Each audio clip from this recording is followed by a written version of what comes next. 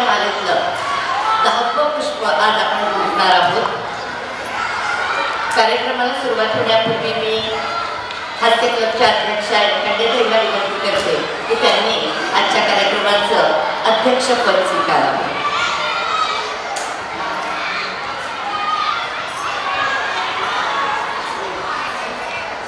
त्यानंतर आपल्या कार्यक्रमाच्या नेहमीच्या प्रथेनुसार सर्वप्रथम पद्य होईल. त्यानंतर प्रास्ताविक आणि परिचय प्रज्ञाताई करून देतील.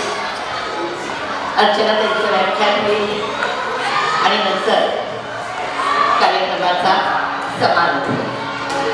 तर ऐकूया प्रथम पद्य.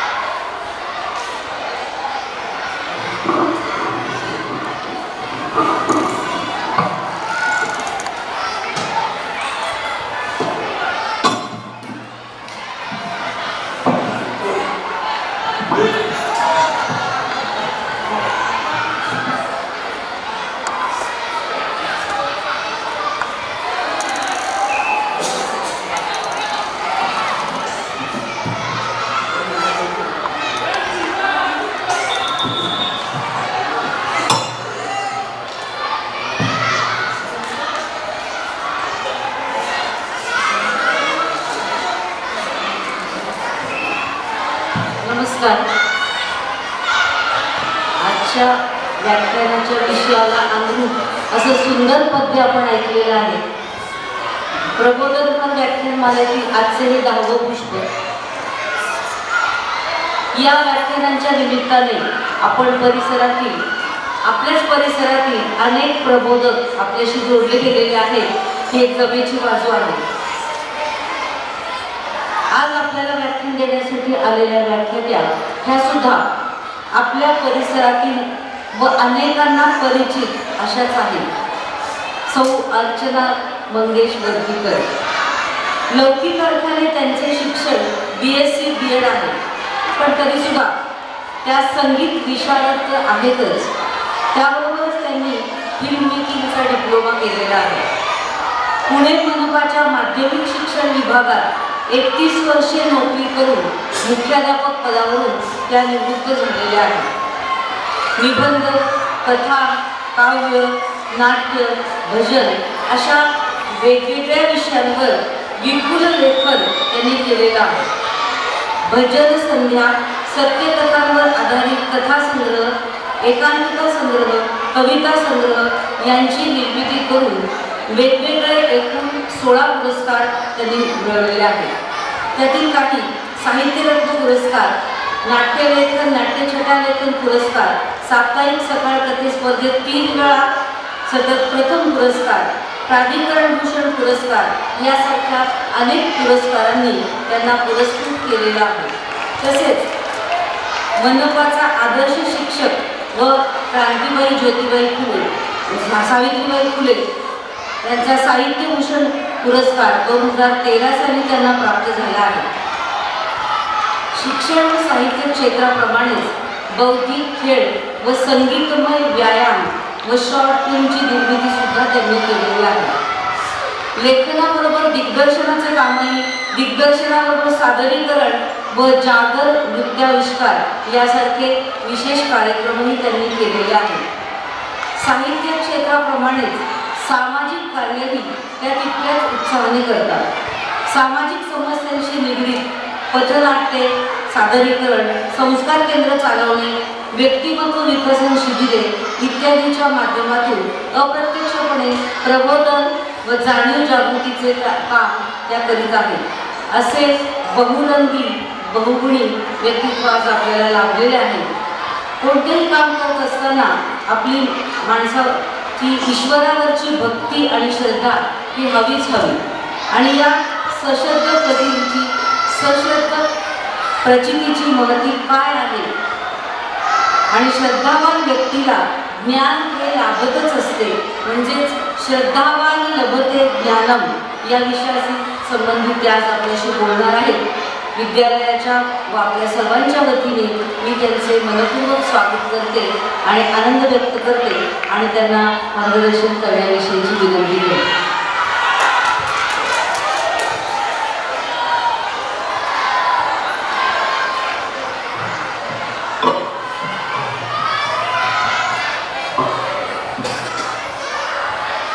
नमस्कार.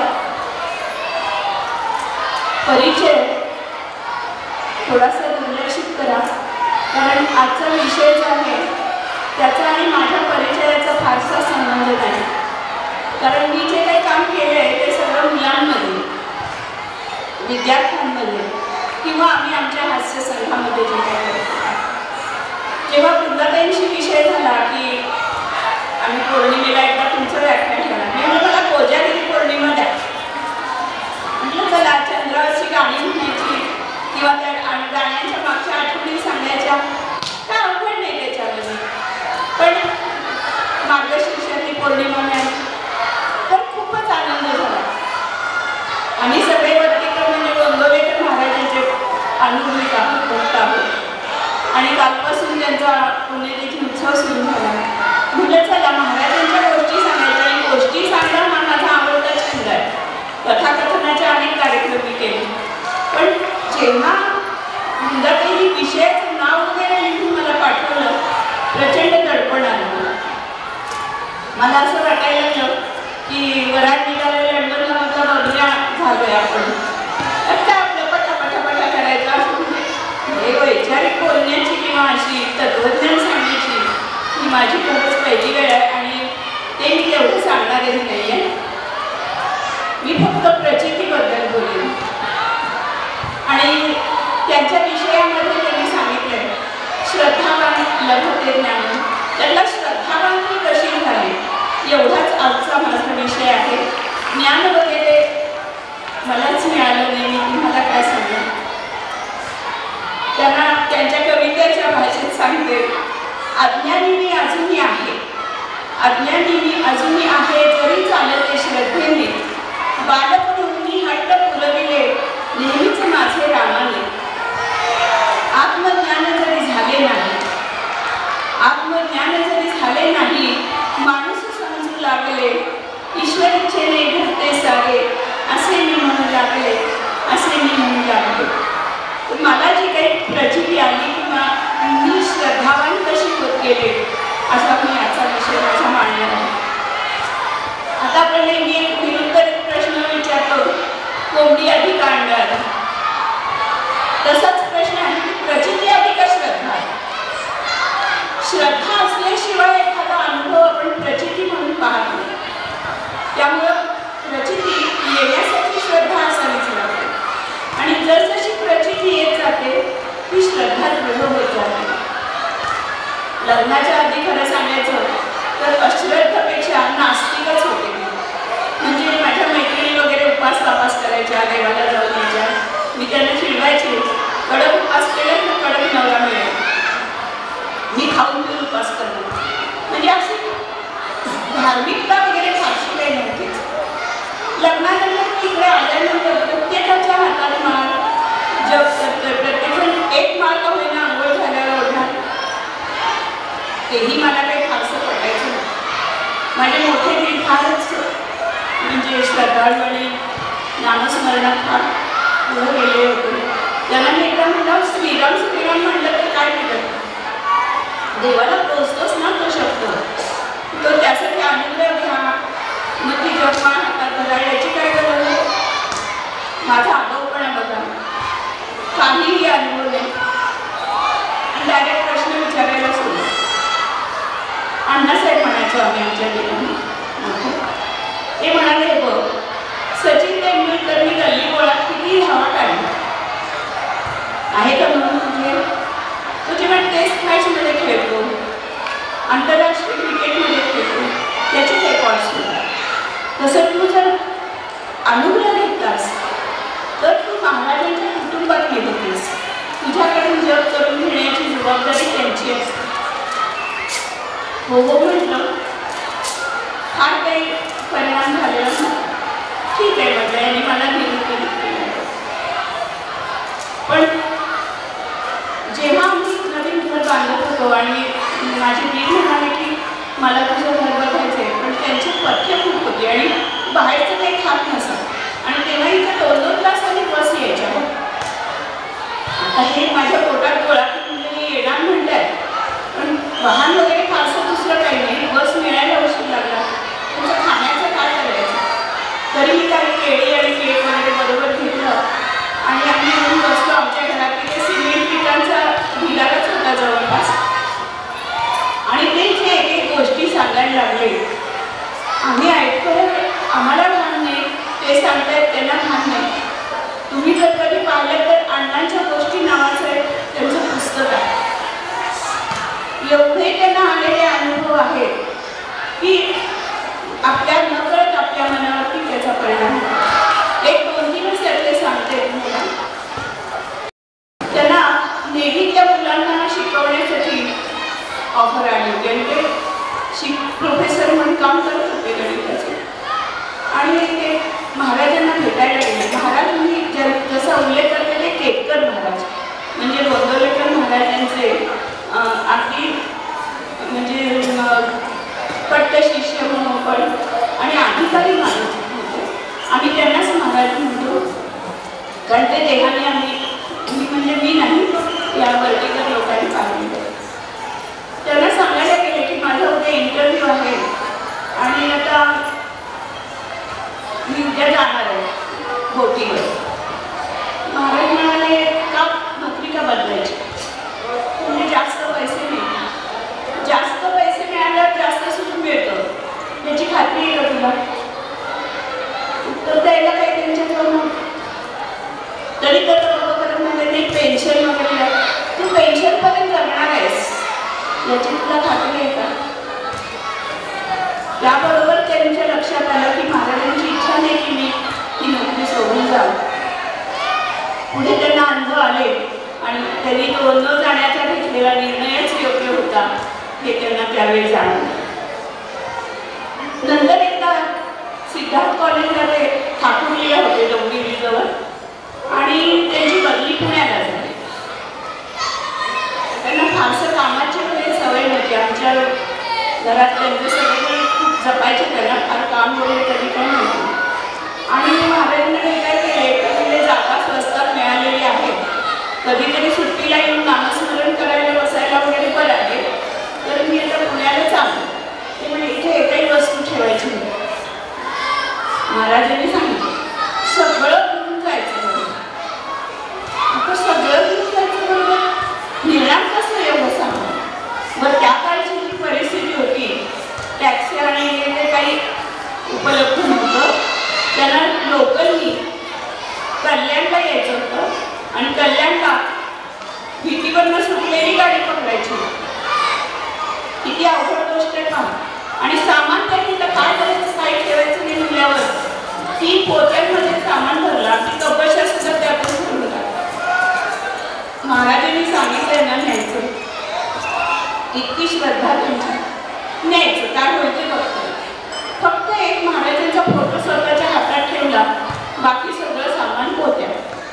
आणि ते सगळं कसं बसत घेऊन ते लोकलच्या स्टेशनवर आले आणि थोड्याच वेळात लोकल आली तर एक माणूस उतरला. म्हणजे अण्णा तुम्ही इथं कुठे. तो रेल्वे पोलीस होता आणि तो म्हणाला की तुम्ही एक काम करा. मला का काम करा, सगळे एवढं 3 गोष्टी माझ्याबरोबर एक होती, मला जायचं पुण्याला, लोकल बदलायची, गाडीत फिरवायचं, कसं होणार आहे हे सगळं. म्हणजे तुम्ही काही करू नका, फक्त सामान माझ्या ताब्यात द्या. आणि मी सांगितलं की हे माझे साहेब आहेत तर हो म्हणायचं, मान हलवायची. महाराजांची इच्छा. आता महाराजांचा फोटो बघतो होता. सामान त्या माणसाने त्या आम्हाला सांगितलं आग चढवायला. गाडीच्या डब्यात त्यांनी ते चढवलं आणि ह्यांना तुम्ही एका डब्यात चढलं. हे माझे साहेब आहेत, कसा जागा देत आहे झालं. त्यांनी 2-3 उठून त्यांना अण्णांना जागा दिलेली असेल आणि आमची निवांतपणे त्यांना आश्चर्य वाटतं की सांगतानाही ते म्हणत होते की माझ्या टेन्शन हा भागच नव्हता. मी इतका निवांत होतो. सगळं सामान त्याच्या ताब्यात. मी आरामात बसलो साहेब पण गाडी तीच अवस्था, सगळं सामान आम्हाला तर डब्यात नेऊन ठेवलं गेलं. पुण्याला सुद्धा त्यांनी आणून ते व्यवस्थित पोहोचवलं. एवढं सगळं झाल्यानंतर जेव्हा एकदा ते मालाडला गेले तेव्हा महाराजांना त्यांनी हा प्रसंग सांगितला की असं असं झालं, महाराजांनी माझी सोय छान केली. तेव्हा महाराज म्हणाले, त्या रेल्वे पोलिसाच्या ताब्यात सामान देऊन तू बिनघोर राहिलास ना, मग हेच तू रामाच्याकडे देऊन टाकून तुझं आयुष्य, काय चिंता. आणि खरोखर आयुष्यात त्यांना कधी कशाची कमी पडली नाही. प्रसंगाला वेळेला पैसे उभं राहणं, सगळ्या अडचणींमधनं पार होणं, सगळ्या गोष्टी त्यांना अनुभवायला आल्या. आणखीन एक त्यांच्या बाबतीतलं उदाहरण सांगायचं म्हणजे महाराजांचं एक वाक्य होतं, जेथे नाम तेथे राम. आणि ते इतकं हृदयाशी धरलेलं होतं त्यांनी. एकदा त्यांनी महाराजांच्या पादुका यायच्या होत्या, सगळं तयारी झालेली, लोक जमलेली आणि आसन तयार केलेलं सगळं सॅटिनचा कपडा वगैरे घातलेला. काही केल्या गाडी काही वेळेवर पोहोचत नाही. अण्णासाहेब म्हणजे काय सांगितलं आपल्याला महाराजांनी, जेथे नाम तेथे राम. आपण नामस्मरण सुरू करू. जपाला सुरुवात झाली, शेवटपर्यंत पादुका काही पोहोचू शकल्या नाही, पण शेवटी सर्वांनी पाहिलं त्या सॅटिनच्या कपड्यावरती पादुकांचा आकार उमटलेला आहे. आजच्या काळामध्ये कोणीही याला अंधश्रद्धाच म्हणत. त्यांनी फोटो काढून ठेवला त्याचा, की खरोखरच त्या तशा पादुका उमटलेल्या दिसत आहेत याचा फोटो काढून ठेवला. कुणाला सांगितलं तर खरं वाटणारच नाही. या पद्धतीने जी मनात श्रद्धा ठेवतात तेव्हा प्रचिती येतेच. आणि कुठल्याही स्वरूपामध्ये परमेश्वर हा आपल्यासाठी उभा राहतो. माझी श्रद्धेला जी सुरुवात झाली ती मात्र माझ्या भांडखोरपणामधून. आता स्वभाव औषध आहे का त्याला. आम्ही नवीन नाही म्हणजे सेकंड हँड 4 व्हीलर घेतली आणि आज सगळ्यांची श्रद्धा की गोंदवलेला पहिल्यांदा न्यायची गाडी घेऊन गेलो आम्ही. काय झालं त्यावेळी कळत नाही, चकवा लागला आणि तिथल्या तिथं फिरतोय, गोंधळ काही यायला तयार नाही. आणि कसं तरी करून आम्ही देवाचं नाव घेतलं, कुणाला तरी विचारलं, परत गोंधळेला पोचलो. तेव्हा जवळजवळ 3 वाजले. दुपारचा प्रसाद संपलेला होता. आता माझा स्वभाव त्याप्रमाणे मी म्हटलं, दिस इज नॉट डन ना रामा, आम्ही एवढं गाडी घेऊन तुला बघायला आलो, दर्शनाला आलोय आणि तू साधा प्रसाद पण दिला नाही आम्हाला. आता स्वभावच होता माझा. तसं दर्शन घेतलं, थोडी चिडचिड झालेली होती, जे काय रस्त्यात मिळेल ते खाल्लं पुढे. दुसऱ्या दिवशी सकाळी आमच्या जवळ राहणारे जाऊळकर म्हणून ते प्रसादाचा लाडू घेऊन आले. मला म्हटले, वरतीकर लोक तुमची सगळ्यांची गोंदवलेच्या नारायणावर श्रद्धा आहे. मी काल गोंदवलेला गेलो होतो तर प्रसादाचा लाडू मी तुमच्यासाठी घेऊन आलो.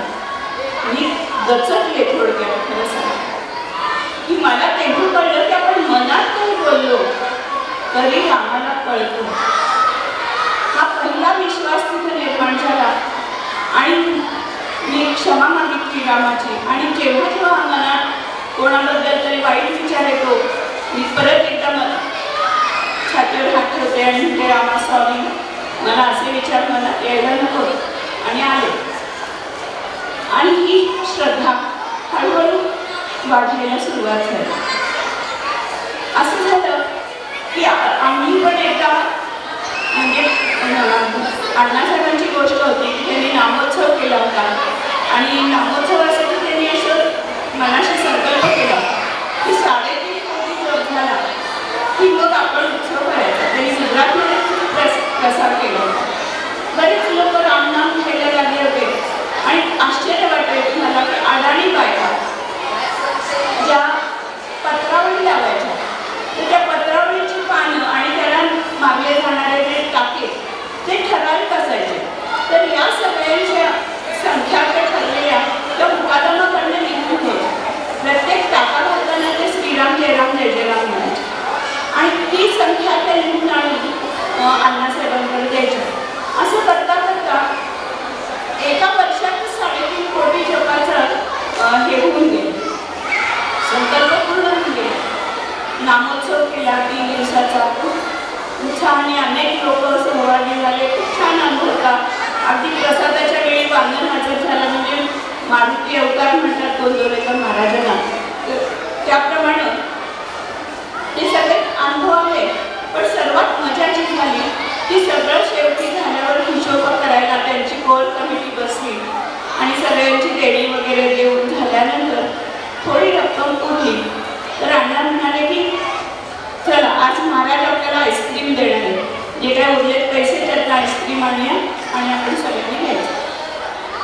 आईस्क्रीम आणायला जो माणूस गेला त्याला 10 रुपये कमी पडले आणि स्वतःच्या खिशात ते काढून दिले.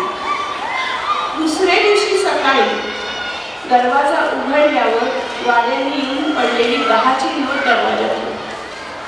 आता एखादा माणूस याला योगायोग म्हणू शकतो, पण ज्याच्या मनात श्रद्धा आहे 10च रुपये काय आहे. आणि त्याने एक वाक्य बोललं तर महाराज आपल्याला आईस्क्रीम देणार. महाराजांनी ते 10 रुपये सुद्धा उसने ठेवले नाही. मग या नामोत्सवाच्या आठवणी माझ्या मनात होत्या. मग आम्ही ठरवलं आता आपणही नामोत्सव करायचा. प्रत्येक गोष्टीत उथळपणा माझा आहेच. नामोत्सव करायचं म्हणजे सोपी का गोष्ट आहे. दिवसभर माळ ठेवायची. 10 माळांची एक माळ असते, ती खाली ठेवायची नाही, माळ ओढत राहायचं कंटिन्यू. आम्ही सगळ्यांना आमंत्रण केलेली होती सर्व, पण एकेकाच्या अडचणीच यायला लागल्या. कुणाला यायला जमत नाही, कुणाला यायला जमत नाही. आम्हाला दोघांना भयंकर टेन्शन आहे, कारण आम्ही पाटावर बसून तरी माळ ओढलेलीच नव्हती. आपल्या एकाचा माळ ओढायची किंवा उभ्याने पटपट आंघोळ झाल्याने माळ ओढायची इतकंच होतं. आता काय करायचं. मग आम्ही म्हटलं काही नाही, आता 1-1 तास बसून प्रॅक्टिस करायची. हे 1 तास मी 1 तास बसून दिवसभर आपण ती माळ पूर्ण करू असा निश्चय केला. आणि ते माळ ज्या दिवशी नामोत्सव होता त्यासाठी जाऊकरांचे सासरे शिवराम देशपांडे म्हणून होते आणि त्यांच्याकडे महाराजांच्या पादुका होत्या.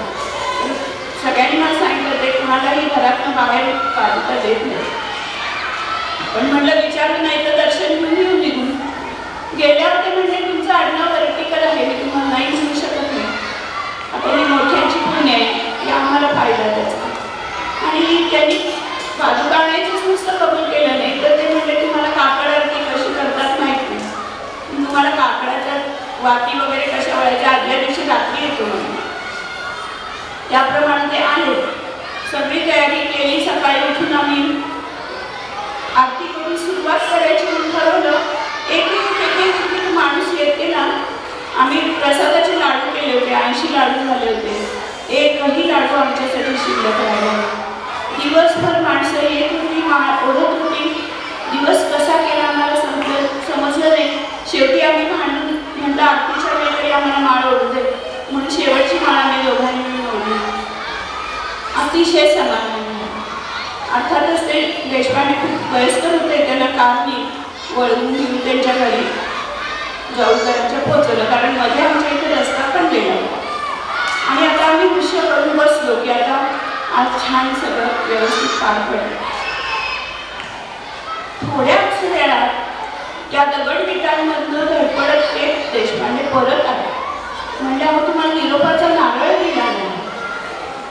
आणि त्यांनी ज्यावेळी माझ्या ओटीत नारळ घातला आणि विचारलं बाळ झालं का तुझ्या मनासारखं, त्यांचा आवाज वेगळा होता.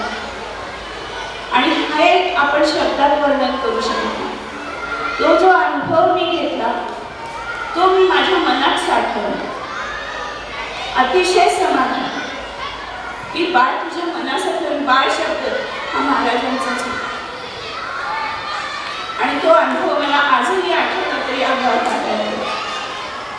याप्रमाणे श्रद्धा सुरू झाली.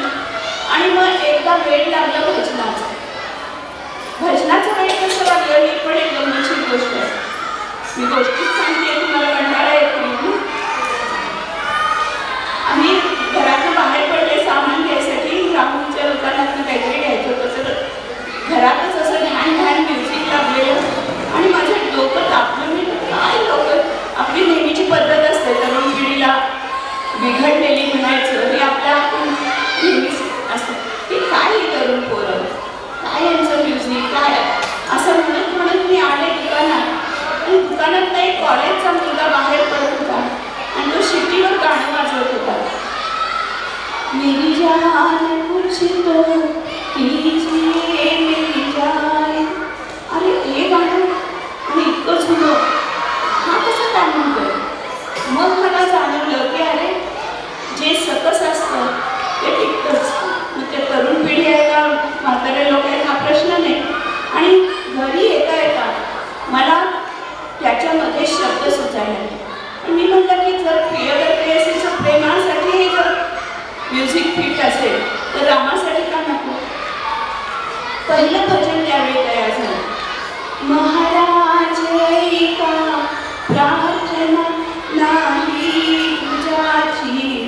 वासना मज राम आता दाखवा मज राम आता दाखवा सुख दुःख आधी भावना देहास नाना यातना निद्रास दिया जीवना निद्रास दिया जीवना आशा दुनिया सोडवा मज राम आता दाखवा मज राम आता दाखवा. आज माझ्या आवाजाला क्षमा करायला हवी सगळ्यांनी, कारण प्रचंड खोकला आणि त्रास आहे, तरी पण प्रयत्न करतो.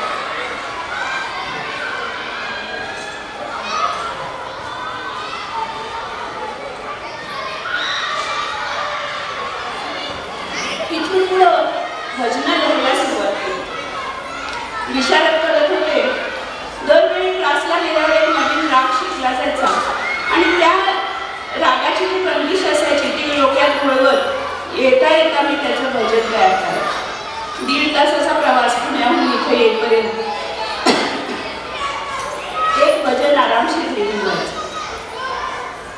असं करता करता जवळपास 50 एक भजनं लिहून झाली आणि मला ते वेळच लागलं, म्हणजे थोडक्यात. आणि मग कुणाचं बारशी आहे, कुणाचं काय आहे, पण मी करते ही गोष्ट चुकीची आहे ह्याचा अनुभव मला हे लिहिता लिहिताच लागला. आपल्याला असं वाटतं की अरे काय छान भजन जमलंय मला आज, मी किती छान लिहिलं, पण स्वतः आपण काहीच करत नसतो. हा अनुभव सुद्धा रामाने मला दिला. माझी एक मैत्रीण होती आणि तिने मला सांगितलं माझ्या मुलासाठी तू पाळणा लिहायचास, मात्र आधीचं काही म्हणायचं नाही, नवीन लिहायचं. नाटक काय, मला असं वाटतं आपण काही करू शकतो, पण काही ना काहीतरी कामं निघत गेली.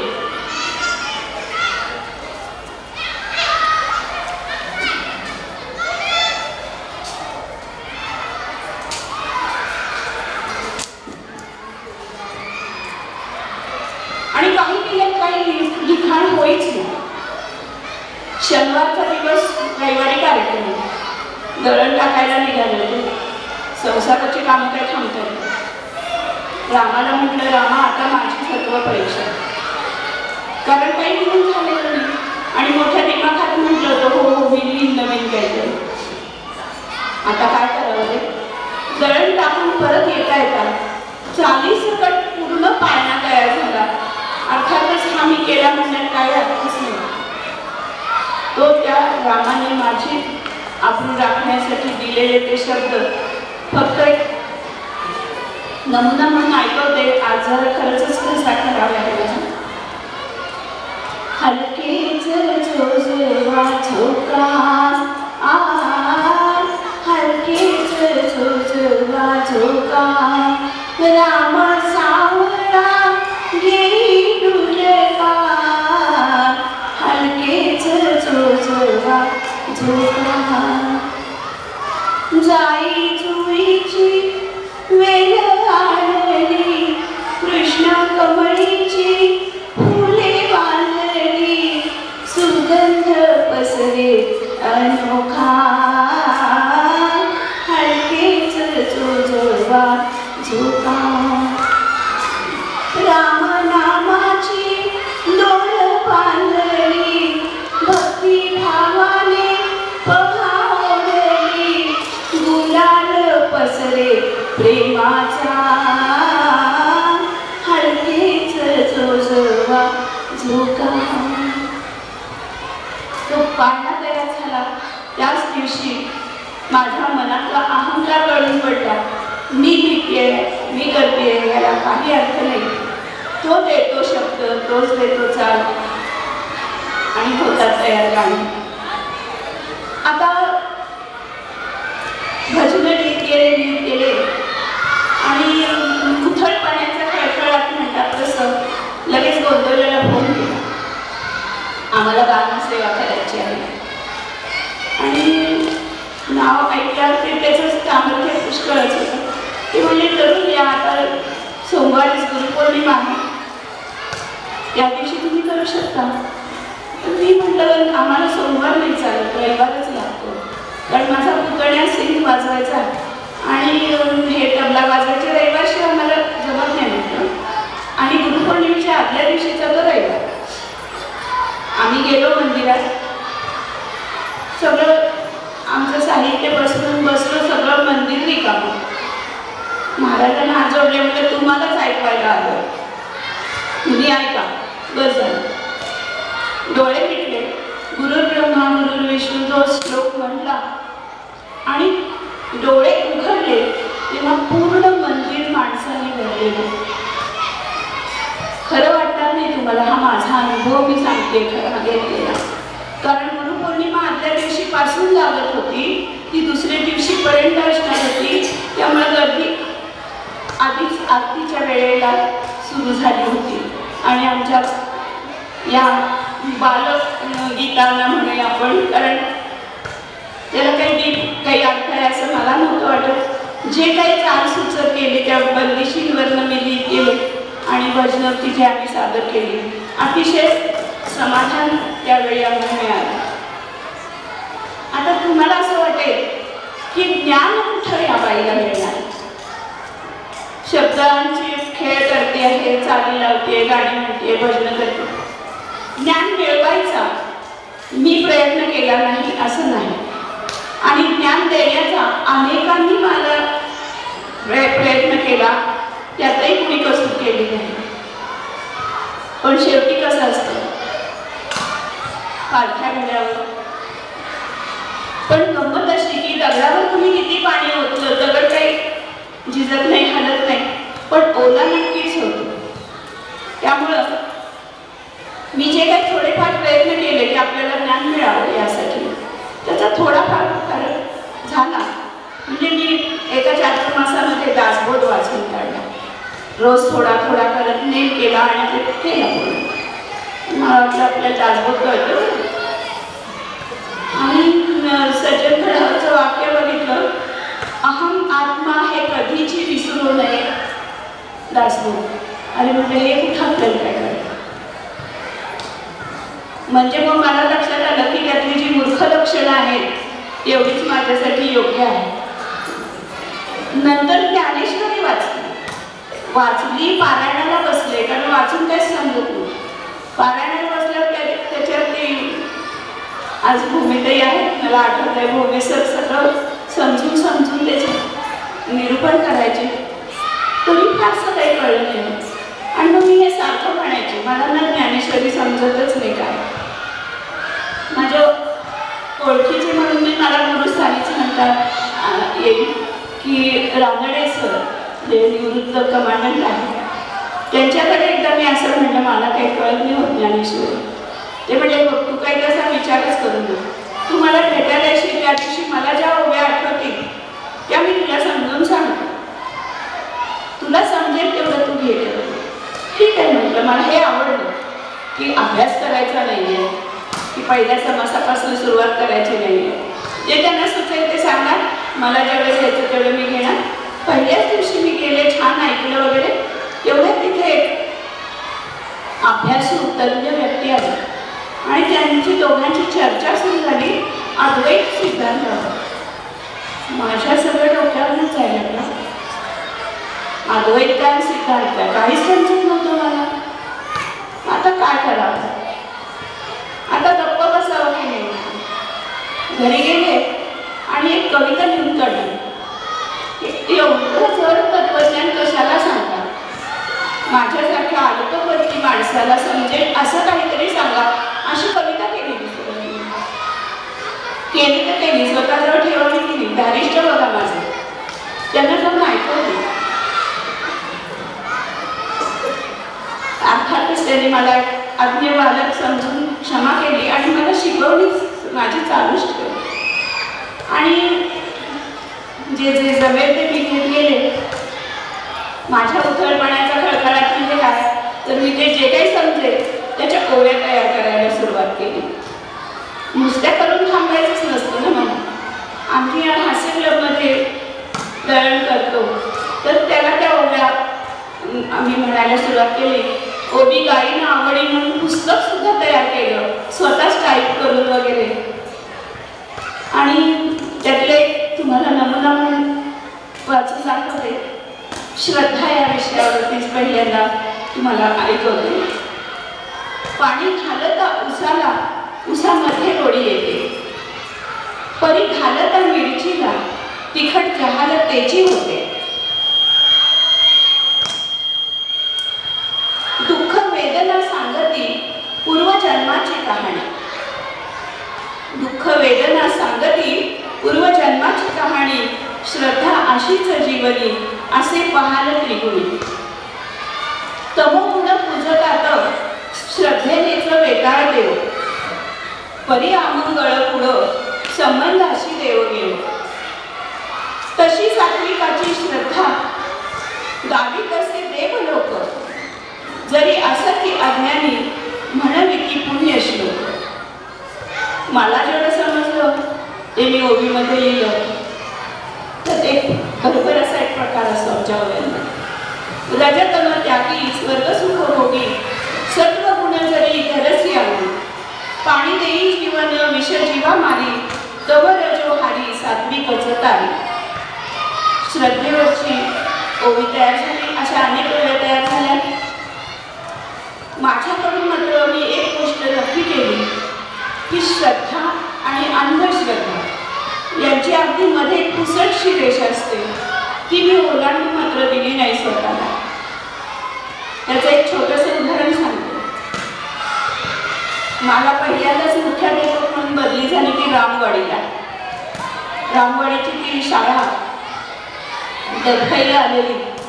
तुम्हाला माहिती आहे मराठी मीडियमची अवस्था बाहेर कशी आहे ती. प्रबोधिनीचं तेज वेगळं आहे, परंतु बाहेर अवस्था मराठीची कठीण आहे. तर तिथे ती शाळा राजकीय पुढाऱ्यांना विकत खाली होती. कारण इमारत इतकी छान सुंदर होती. 7-8 खोल्यांची छोटीशी इमारतवर मोठा हॉल होता आणि सबंध फर्मांवर अशी दुतर्फा झाडी. खूप सुंदर परिसर होता आणि सगळ्यांना त्याचा मोह होता की ही जागा जर आपल्याला मिळाली, इथे छान कॉलेज वगैरे बांधू आणि त्यात पैसाच पैसा पुरवण्याचा. परंतु मी तिथे गेल्यानंतर पहिल्याच दिवशी झाडू हातात घेऊन माझी खोली झाडून काढली. बेल वाजवली तासाची, आणि शिपाई कुठेतरी दारूतून पडलेला असायचा. तिथं मेहनत घ्यायला सुरुवात केली. मुलांशी संवाद वगैरे वगैरे सुरू केलं. आणि मग त्यातला एक उपक्रम म्हणून आम्ही रात्रीची शाळा बनवली आणि दुर्बीण मागवली होती. ते ज्योतिर्विद्या संस्थेकडून दुर्बीण मागवली आणि त्याच्यातनं चंद्र गुरु असं ग्रहकार्य दाखवायचं सुरू होतं आमचं काम. त्याच वेळी नेमकं त्या भागामध्ये कुठेतरी खून झाला. त्यामुळं सगळे वार्ताहर हे तिथे ती बातमी करायला आले होते. त्यांना आमच्या शाळेत लाईट दिसला. त्यांना वाटलं चला आणि एक सनसनाटी बातमी मिळणार की या शाळेचा काहीतरी दुरुपयोग चालू आहे. सगळे आतमध्ये आले. बघतायत तर मुलं सगळे ओळीने ग्रहकार्य बघतायत. त्यांनी पण बघितले. दुसऱ्या दिवशी सगळ्या मोठ्या मोठ्या पेपरना आमच्या दुर्बिणीत मुलं बघतायत असे फोटो छापून आले. गंमत अशी उपक्रम चालूच होते माझे. पण तिथे आम्ही एकदा मी शाळेत येत असताना खूप गर्दी झाली.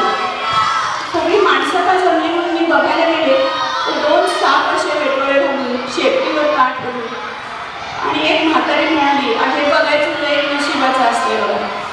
भरभराट होती. मी ते शब्द ऐकून थांबले नाही की आता या शाळेची भरभराट हे साप पाहिल्यामुळे होणार आहे असं मी काही मनात ठेवलं नाही. माझे प्रयत्न चालू ठेवले. आजूबाजूच्या शाळांमध्ये जाऊन एक सरबताची बाटली घेऊन जायची. शिक्षकांना सरबत द्यायचं आणि सगळ्या विद्यार्थ्यांना आमची शाळा कशी चांगली आहे त्याचं बौद्धिक द्यायचं. असं मी जवळपासच्या सगळ्या 6-7 शाळांमध्ये गेलं. आज ती शाळा विद्यानिकेतन म्हणून नावारूपाला आलेली आहे. विद्यानिकेतन याचा अर्थ 90% वरती असावा लागतो.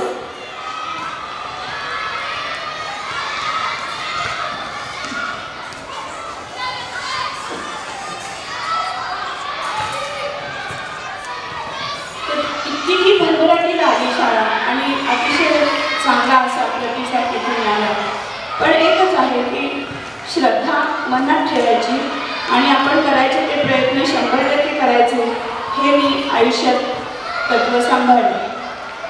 आता रामनडे सरांच्यामुळे जे काही थोडंफार कळते आणि मी ओव्यांनी केले, त्यात ज्या अद्वैत सिद्धांताला घाबरून मी पळ काढला होता त्याच्याबद्दल ओव्या लिहायचं धाडस केलं. बरं, आता तुम्ही बघा कसं झालं ते. अर्जुनाला देता धडे कृष्ण स्वतःलाच देते. अर्जुनाला देता धडे कृष्ण स्वतःलाच देते. अद्वैताचा अनुभव मिठी प्रेमाची मग पडे. प्रश्न करणारा मीच शंका निरसीन. सरे मी तू पण क्षणात अंतर्बाह्य आनंदी. जसा जळतो कापूर नाही राख नाही धूर, तसा भेटतो परमात्मा अविद्येस करतो धूर. तम हरतो तो रवी वारा वाहे परिमळ, तैसे ब्रह्मज्ञान हरी अज्ञानाचा सारा मळ. आता हरी जो आहे तो हरण करणाराही आहे आणि हरी म्हणजे ईश्वरही आहे. अशा ओव्या मी केले आणि परत एकदा बालिशपणा म्हणजे त्या ओव्यांचा कार्यक्रम रामनडे सरांच्या बरोबर मी करायला सुरुवात केली. अनेक ठिकाणी आम्ही जायचो, अर्थातच सगळं निरूपण सरच करायचे. त्याला अनुषंगाने त्यांनी खुणा करून दिल्या असतील त्या माझ्या ओव्या मी म्हणायचे. अशा प्रकारचं काम हे श्रद्धेने मी करत गेले.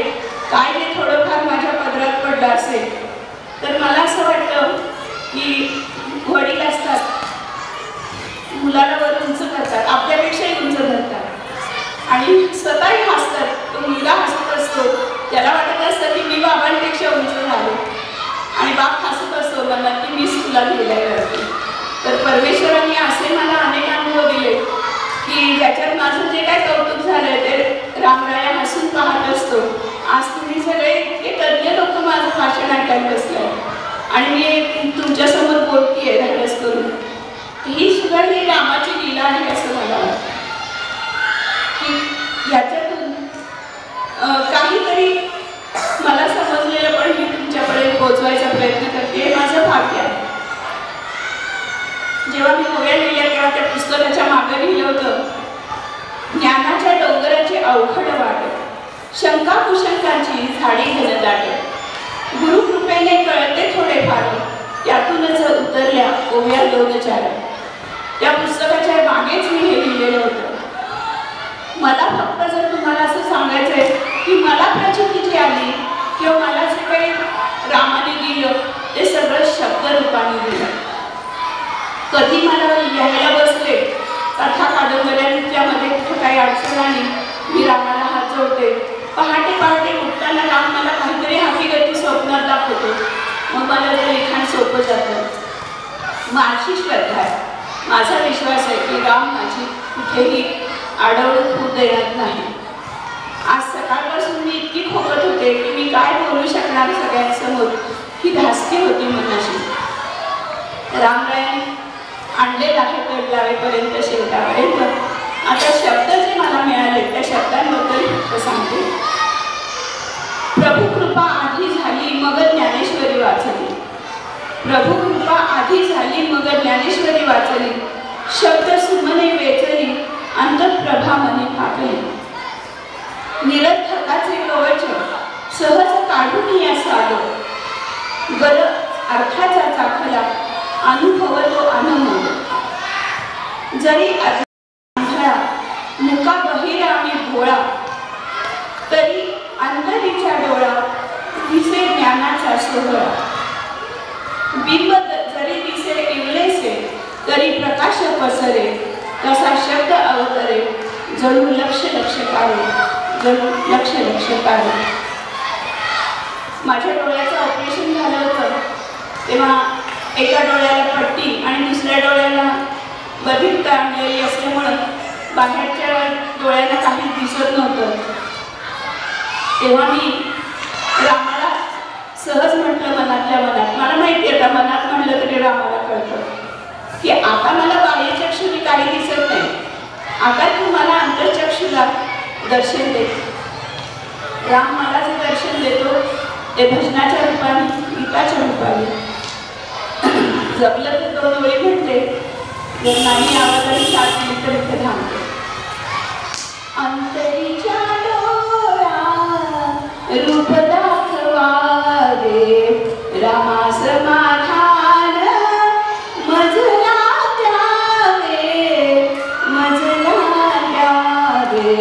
अंतरीच्या डोळा रूप दाखवावे, नामात राहावे तुला आठवावे, नामात राहावे तुला आठवावे.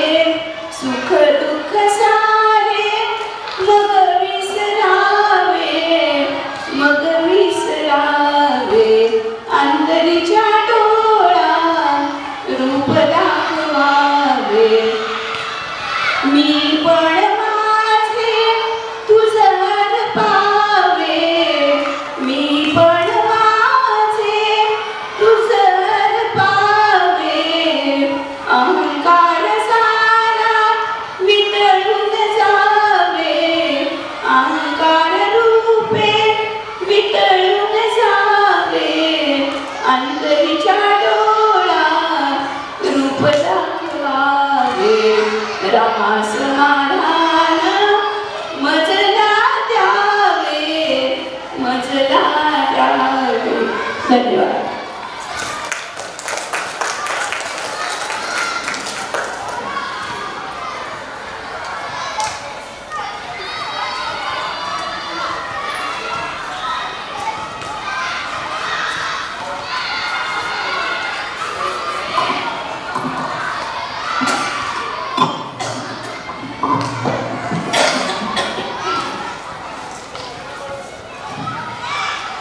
जवळजवळ पाऊण तास आपण श्रद्धेविषयी ऐकत होतो. त्यांनी आधीच सांगितलं, नास्तिकतेकडून आस्तिकतेकडे झालेला प्रवास. आणि ज्यावेळेला आपण स्वतःचे असे काही अनुभव सांगतो, स्वतः घेतलेली अनुभूती दुसऱ्यांपर्यंत पोहोचवतो, त्यावेळेला ती अशी हृदयापासून येते आणि हे हृदयचे ते हृदय पोहोचते, असा अर्थ झालेला आहे. आणि खरोखर प्रत्येक वेळी अर्चनाताई तुम्ही म्हणालात की मला ज्ञान मिळालेलं नाही, मी अज्ञानी आहे, तर खरं तर आजच्या तुमच्या या बोलण्यातून आम्हाला बरंच काही ज्ञान मिळालेलं आहे. आम्ही ज्ञानी झालेलो आहोत. केवळ शिक्षणाने ज्ञान येतं असं नाही, हे देखील एक शिक्षणच आहे. आजच्या अध्यक्षा एखाद्यातरी त्यांना मी त्यावेळेला म्हटलं की आपण आजच्या कार्यक्रमाचं अध्यक्षीय पद स्वीकारा, तर म्हटलं अहो अध्यक्षीय पद कुठे, तुम्ही मला असं सगळ्या गुरूंच्या समोर तुम्ही बसवता आहात, मला काही बोलता येत नाही. पण अध्यक्षीय भाषण करणं, त्याच व्यक्तीने अध्यक्षीय पद स्वीकारणं असं नाही. आज त्या अनेक जणांना माहिती आहे, आपल्या पालक आहेत त्या, आणि हास्य क्लबच्या सगळे जे हास्य क्लबचे मेंबर्स आहेत ते सगळेजण त्यांना प्राधिकरणाचा एन्सायक्लोपीडिया असं म्हणतात. इतकं त्यांना इथल्या प्रभागाचं ज्ञान आहे. इथे आल्यानंतर त्या मला म्हणाल्या, अहो मी मला बोलता येत नाही का, कृती करायला मला काही सांगा. मी कृती करते, कृतीच खूप काही बोलून जाते. कधी कधी आपण म्हणतो ना, गरजेल तो पडेल काय आणि बोलेल तो करेल काय. तर न बोलता अनेकांना मदत करणे. मला अर्चनाताईंनी सुद्धा त्यांच्याविषयी सांगितलं की कुठल्याही गोष्टीची कुठल्याही व्यक्तीला गरज पडू दे, एखाद्या ताईपर्यंत जर ती गरज पोहोचली तर ती व्यक्ती गरज न मिळता राहूच शकत नाही. मग एवढ्या कृतीशील असलेली व्यक्ती नक्की विचारशील आहे. आणि अशा अध्यक्ष आज आपल्याला भेटल्या. मी त्यांना म्हटलं तुम्हाला बोलायला नाही सांगणार, म्हणून मी खरंच त्यांना बोलायला नाही सांगणार, कारण मी माझा शब्द राखीन. नाहीतर त्या मला असं म्हणतील की तुम्ही नाही म्हणाला तर सगळ्यांच्या समोर मला उभं केलं. त्याच्यामुळे मी त्यांची अशी कोंडी होऊ देणार नाहीये. पण आपल्या सगळ्यांच्या वतीने त्यांचे नक्की त्यांच्या या अध्यक्षपदाचा आनंद व्यक्त करेल आणि आजच्या कार्यक्रमाचा समारोप संपन्नाने करावा अशी तिला विनंती करते.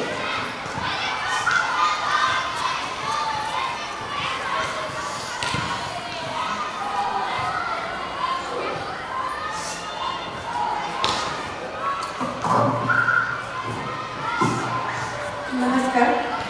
आज प्रबोधन व्याख्यानमालेचं 10वं पुष्प सौकाशनाथ यांनी गुंतलं आणि आज एक विशेष योगायोगिता घडून आलाय. तो म्हणजे आज आपल्या मातृमंदिरामध्ये अयोध्या येथील श्रीराम मंदिरातील मंगल अक्षतांचा कलश ठेवलेला आहे आणि त्याच कलशासमोर श्रीराम आणि श्री गोंदवलेकर महाराज यांच्यावरील श्रद्धेचा महिमा आपण ऐकला आहे.